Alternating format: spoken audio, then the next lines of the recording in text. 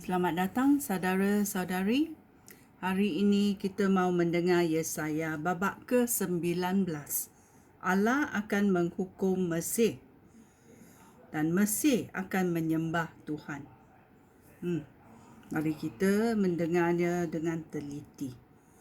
Inilah perkabaran Tuhan tentang Mesir. Tuhan datang ke Mesir mengerai awan yang laju. Berhala-berhala Mesir gementah di hadapannya dan penduduk Mesir hilang semangat. Tuhan berfirman, Aku akan menyebabkan perang saudara di Mesir. Saudara melawan saudara, jiran melawan jiran, kota melawan kota dan raja melawan raja untuk merebut kuasa. Aku akan menggagalkan rancangan orang Mesir dan mematahkan semangat mereka. Mereka akan minta pertolongan daripada berhala-berhala mereka. Minta nasihat dan petunjuk daripada bomoh dan arwah. Tetapi aku akan menyerahkan orang Mesir kepada seorang raja yang zalim. Mereka akan dijajah olehnya. Aku Tuhan yang Maha Kuasa telah berfirman. Air sungai Nil akan surut dan beransur-ansur mengering. Terusan-terusannya akan berbau busuk apabila airnya semakin habis. Rumput dan gelaga akan menjadi layu. Dan segala tanaman di tepi sungai itu menjadi kering, lalu diterbangkan angin. Tiap-tiap nelayan yang menangkap ikan di sungai Nil akan meratap dan menangis. Pancing dan jala mereka tidak berguna lagi. Orang yang membuat kain linen akan putus asa. Penenun dan buruh upahan akan bersedih dan patah semangat. Pemimpin-pemimpin kota Zoan sungguh dungu. Penasihat-penasihat Raja Mesir memberikan nasihat yang bodoh. Alangkah beraninya mereka memberitakan raja bahawa merekalah yang menggantikan orang bijak serta raja purbakala.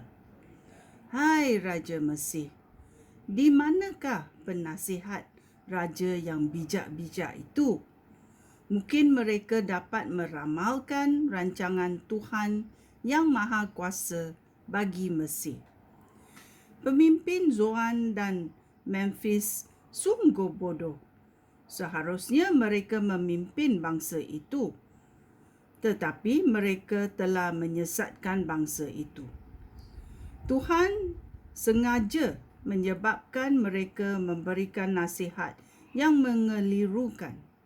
Akibatnya, Mesir salah dalam segala hal dan terhuyung-hayang seperti orang mabuk tergelincir di atas muntahnya sendiri.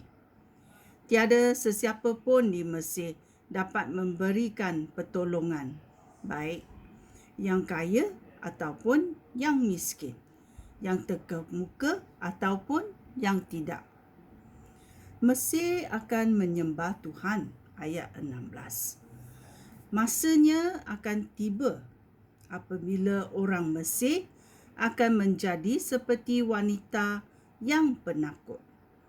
Mereka akan gementah ketakutan apabila melihat Tuhan yang Maha Kuasa merentangkan tangannya untuk menghukum mereka.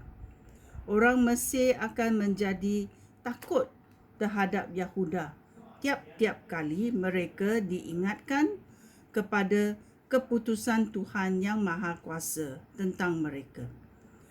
Pada masa itu kelak, bahasa Ibrani akan digunakan orang di 5 buah kota di negeri Mesir. Orang di sana akan mengangkat sumpah demi nama Tuhan yang Maha Kuasa.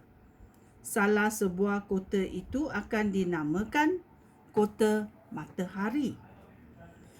Pada masa itu kelak, di negeri Mesir akan ada sebuah mezbah untuk Tuhan dan sebuah tugu peringatan baginya di sempadan negeri.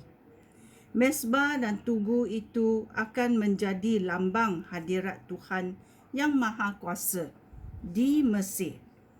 Apabila orang di situ ditindas, lalu mereka berseru kepada Tuhan minta pertolongan, Dia akan mengirim seorang untuk menyelamatkan mereka. Tuhan akan menyatakan diri kepada orang Mesir dan mereka akan mengakui serta menyembah Dia dan memberikan korban dan persembahan kepadanya. Mereka akan bersumpah kepadanya dan menepati sumpah itu. Tuhan akan menghukum orang Mesir, tetapi selepas itu Dia akan menyembuhkan mereka. Mereka akan kembali kepadanya dan Dia akan mendengarkan doa mereka serta menyembuhkan mereka. Pada masa itu kelak, akan ada lebur raya di antara Mesir dan Asyur. Penduduk dari 2 buah negeri itu akan berulang-alik di lebur raya itu dan beribadat bersama-sama. Pada masa itu kelak, Israel akan sama kedudukannya dengan Mesir dan Asyur, dan ketiga-tiga bangsa itu akan menjadi berkat bagi seluruh dunia. Tuhan yang Maha Kuasa akan memberkati mereka dan berfirman, Aku akan memberkati kamu, hai Mesir, umat aku, Asyur, ciptaan aku, dan Israel, umat pilihan aku. Ya, Tuhan sangat belas kasihan kepada orang di Mesir, Asyur, dan Israel. Kita mendengarnya dalam Yesaya babak ke-19 pada hari itu kelak. Kita menunggu. Okey? Sekian, terima kasih. Shalom.